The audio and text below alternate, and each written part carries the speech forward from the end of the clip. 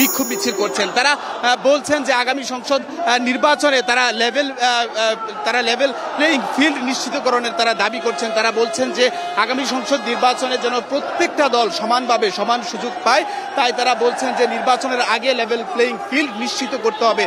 এবং তারা দাবি করছেন যে এই বর্তমান যে অন্তর্বর্তীকালীন সরকার রয়েছে তাদেরকে মূলত বসানো হয়েছিল সংস্কার, বিচার এবং নির্বাচনের জন্য, কিন্তু বর্তমান সরকার শুধু নির্বাচন করছে। তারা তাদের যে দলের যে সিনিয়র নায়েবে আমির সৈয়দ মোহাম্মদ ফয়জুল করিম তিনি দাবি করছিলেন যে এই সরকার ক্ষমতায় বসার পর থেকেই তারা কোনো সংস্কার, তারা চোখে পড়ার মতো কোনো উল্লেখযোগ্য কোনো সংস্কার কিংবা কোনো বিচার করতে ব্যর্থ হয়েছে। তিনি বলছেন যে বাংলাদেশের মানুষ পিআর পদ্ধতিতে নির্বাচন চায়। তিনি বলছেন যে পিআর পদ্ধতির যদি খারাপ দিক 2% থাকে তাহলে এর ভালো দিক রয়েছে প্রায় 98%।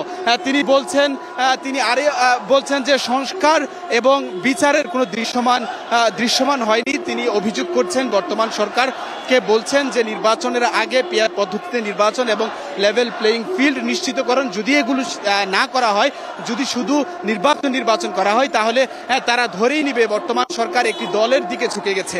তিনি এমনটা অভিযোগ করছেন। তিনি বলছেন যে পিআর পদ্ধতিতে নির্বাচনের দাবি যেহেতু অধিকাংশ দল করছে, তিনি বলছেন সরকার প্রয়োজনে সাধারণ মানুষ থেকে গণভোটের আয়োজন করতে পারে। গণভোটের মাধ্যমে তারা নির্ধারণ করতে পারে যে জনগণ পিআর পদ্ধতিতে নির্বাচন চায় কিনা। যদি জানিয়ে রাখতে চাই যে আজকের এই কর্মসূচিটি তাদের পূর্ব নির্ধারিত কর্মসূচি। তারা শুধু আজকে নয়, আগামীকালকেও তাদের কর্মসূচি রয়েছে। আজকে শুধু ঢাকা শহরে 7টি ইসলামিক দল আজকের এই কর্মসূচি দিয়েছে। সাধারণ মানুষেরও ভোগান্তি আমরা দেখতে পেয়েছি। তবে জাতীয় মসজিদ যে বাইতুল মোকাররম, সে বাইতুল মোকাররমের উত্তর গেটে ইসলামী আন্দোলন বাংলাদেশের আজকের এই বিক্ষোভ কর্মসূচি। এর দক্ষিণ গেটে বিকাল 4:30টায় শুরু হবে। বাংলাদেশ জামায়াতে ইসলামেরটা এবং প্রেস ক্লাবের সামনে আরো 3টি দল করবেন। তবে আজকে এই 7টি দল যেই আমরা এখন আবার কথা বলবেন ইসলামী আন্দোলন বাংলাদেশের সিনিয়র নায়েবে আমির সৈয়দ মোহাম্মদ ফয়জুল করিম। আমরা সরাসরি চলে যাব সেখানে। তাদের বাংলাদেশের জনগণ ঐক্যবদ্ধভাবে তাদের দাবি আদায়ের জন্য যেই পদক্ষেপ, যে কর্মসূচি পালনের দরকার হয়, তারা সেই পদক্ষেপ এবং সেই কর্মসূচি অবশ্যই পালন করবে। কাজে আল্লাহ পাক আমাদেরকে এবং আমাদের সবাইকে জনগণের সাথে কাজ করার এবং ইসলামের সাথে কাজ করার তৌফিক দান করেন। ওয়া আলাইনা ইল্লাল বালাগ। আল্লাহুম্মা আমিন। اللهم احفظنا من كل بلاء الدنيا وعذاب الآخرة. رب ارحمهما كما ربياني صغيرا برحمتك يا ارحم الراحمين.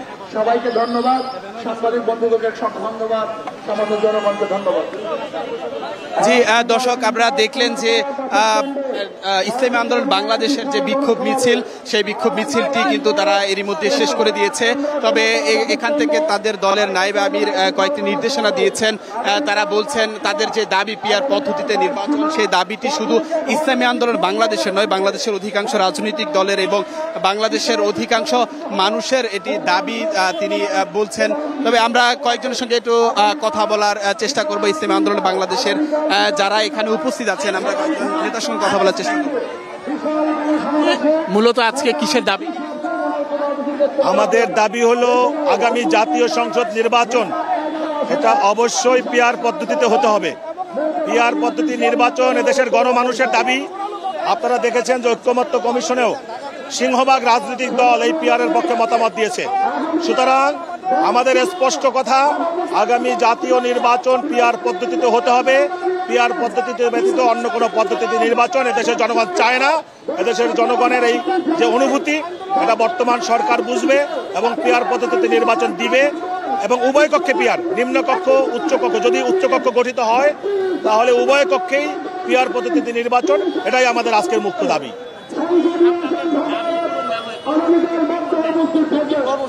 আমাদের ধারাবাহিক কর্মসূচি চলমান আছে।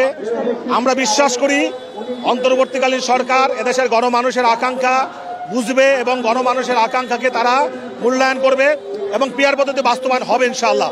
আমাদের নেতৃবৃন্দ বলেছেন আমাদের এই মুহূর্তের বক্তব্য, পিআর ছাড়া আমরা নির্বাচনে যাব না। বাকি সময়ের প্রেক্ষিতে ঊর্ধ্বতন নেতৃবৃন্দ বসে যে সিদ্ধান্ত গ্রহণ করবেন সেই সিদ্ধান্তই আমরা মেনে নেব ইনশাআল্লাহ। এদেশের ৮০% উপরে মানুষ পিয়ার চায়, তো কাজেই এটা অবশ্যই বাস্তবায়ন হবে। আমরা শতভাগ আশা করি যেটা বাস্তবায়ন হবে ইনশাআল্লাহ।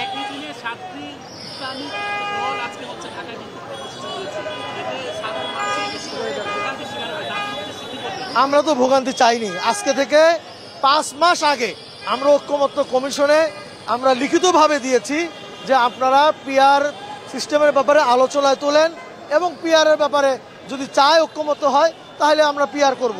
অথচ দেখা গেল এই 5 মাসের মধ্যে ঐক্যমত্য কমিশন সেটাকে এজেন্ডাই আনতে পারে নাই।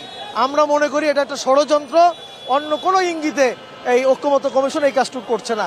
আমাদের দৃঢ় বিশ্বাস, এজন্যই আমরা আন্দোলনে যেতে বাধ্য হয়েছি। আমাদের দৃঢ় বিশ্বাস অতি দ্রুত সময়ের মধ্যে ঐক্যমত্য কমিশন এটাকে আলোচনা আনবে এবং পিআর এর দেশে বাস্তবায়ন হবে ইনশাআল্লাহ, পিআর সিস্টেমের নির্বাচন। ধন্যবাদ।